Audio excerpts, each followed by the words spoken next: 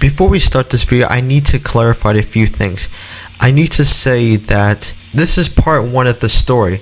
The problem is that I was going to originally do just post the entire full story on YouTube, but I decided to do just in parts because it would just take me way too long to edit. And it's already been 1 month since this video was actually recorded originally. For now, this is just part 1. Enjoy. We start our story in the Cell games. Goku is about to sacrifice himself for the fate of the universe because Cell has blown himself up because Gohan didn't finish the job. But stop right there. What if that never even happened? Today's video, our objective is to discuss about the full story. What if Goku survives the Cell games? Now, before we could begin the story, we continue the story. Please subscribe for more content like this and comment down below some what ifs we should do in the future. I'm open to any. Now, let's get to the video. Okay, so Goku is on the sidelines watching his son Gohan fight, and Gohan gets into a very good hit on, and Cell ends up spitting out 18 and is now in his semi-perfect form. Oh! Goku tells Gohan to finish Cell, but Gohan hesitates and doesn't want to finish him. Goku gets very angry and says that Gohan needs to finish Cell right now. He said, "Gohan, finish Cell now, or the fate of the universe could be ruined." Gohan gets very nervous, and now he doesn't hesitate, and now he just proceeds to kill him. He now just blasts him away, and Cell is no longer coming back. He can never come back. He does a Kamehameha and wipes Cell out of existence. But now Cell has been vanished away from the world, and the world has now been saved again. But this time it was Gohan who saved the universe. But then again, Goku was the only person who actually believed in Gohan. Once it was over, everyone was transferred back to the lookout. Everyone was getting healed by Dende. They even decided to heal Android 18, which was really risky, but Krillin wanted to do it for their own cause.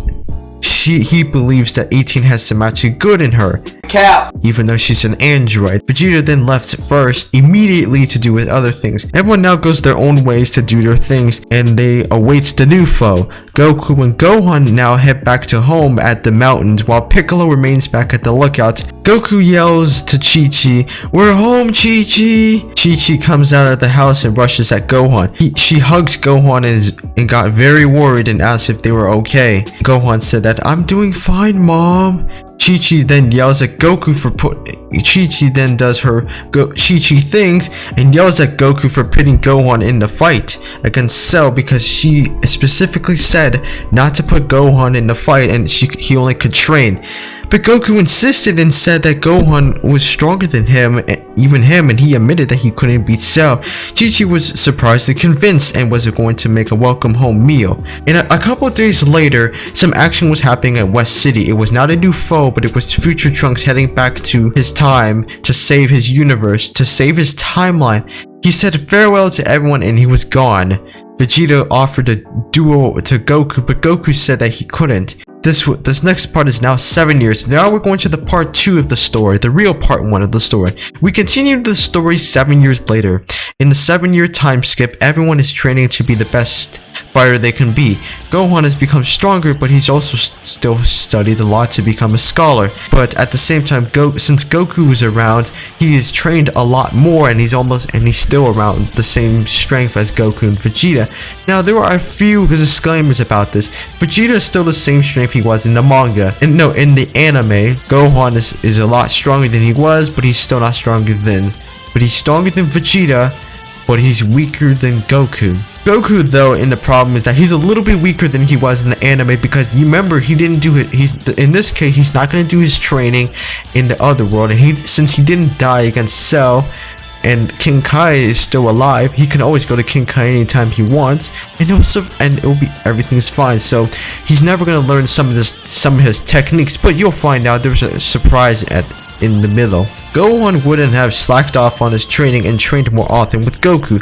It is mostly battle about 60% of the time and 40% of his studies because Chi-Chi believes that great education can lead him to a good job. Anyway, Goku and Vegeta sparred only once. They both started a family, with Vegeta having Trunks, and Trunks is now 8 years old, and we can now say that Goku was not a terrible father by saying that he was not there for Goten, and he didn't give a damn about Goten. Goten will now be as strong as Trunks. Anyway, Gohan will still be the Great Saiyaman. To be honest, I wasn't very sure if I wanted to put him as the Great Saiyaman, but you know what, it's all is what it is, and will go to school.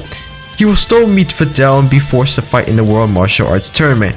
Anyway, the day of the tournament happens and Goku and Vegeta will fight in the first round. Vegeta is very excited to have Goku in the first round. Gohan now has to fight Kibito. Kibito decides to ask Gohan about powering up, about his Super Saiyan, because he's heard about the Super Saiyan, the legendary Super Saiyan that was known every 1,000 years. A warrior with pure rage will come out and dethrone everyone with pure heart and rage. That would be Goku, but now it became like a bargain sale, you rather say. Gohan powers up for Kibito and to show what he has on him. Vegeta on the sideline is surprised of Gohan. He's surprised that Gohan is actually a little bit stronger than he is. Now the problem is that some of Babidi's henchmen got on hold, were just in the sideline watching, and then they came from behind and took some of Gohan's energy. The Supreme Kai has now entered the story. The Supreme Kai decides to get hold on Gohan by just paralyzing him for a couple seconds and basically letting Babidi's henchmen get on hold of Gohan, collecting enough energy and ran away to some place.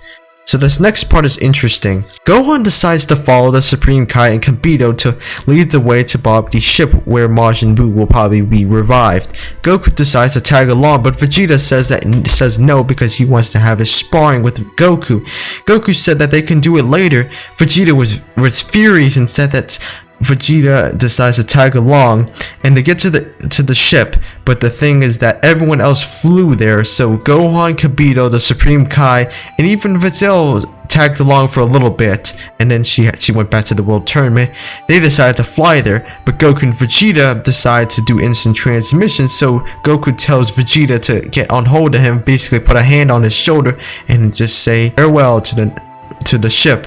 The three Saiyans finally get on the ship, and waiting for them is a foe. His name is Pew Pew.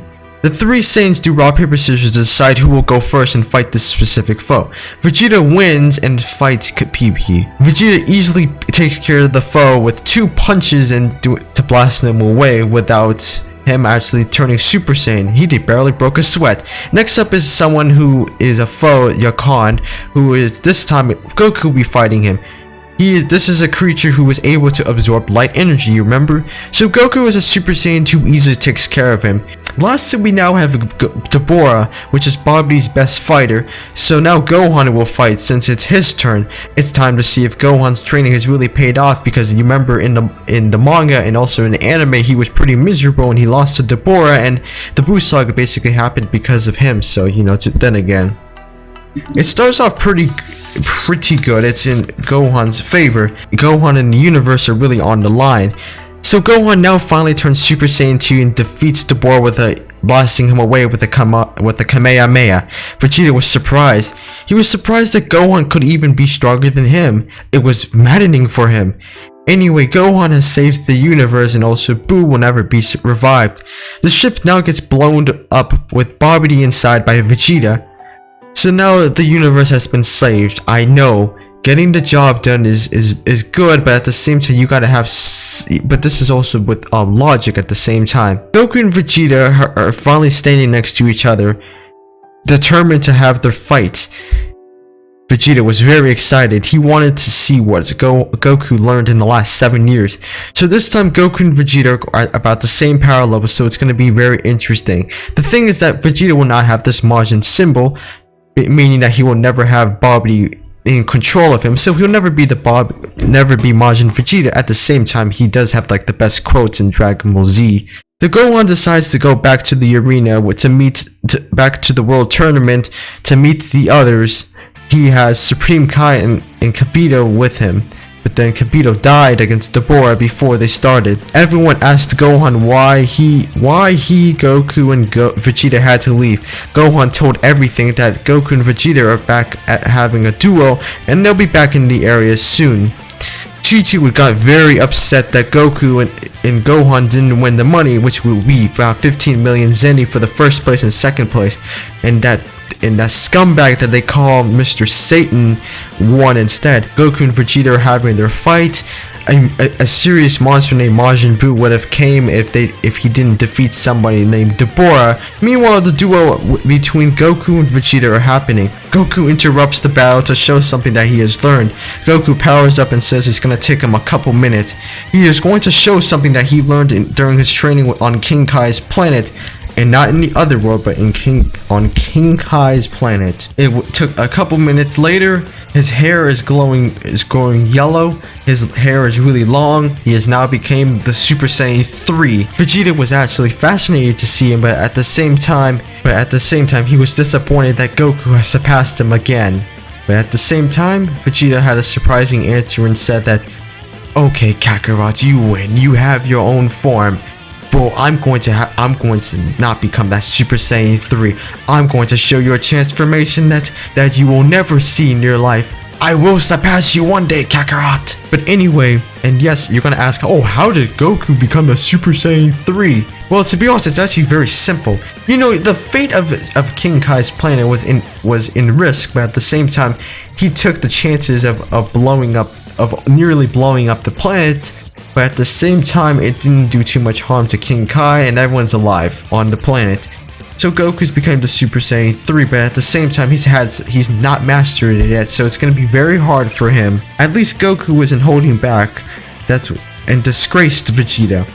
Vegeta and Goku continue their fight. The problem occurs though. Goku was getting tired from Super Saiyan 3. Not Goku is getting tired of Super Saiyan 3. Not meaning that he is not going to use Super Saiyan 3. He's literally getting tired from the match.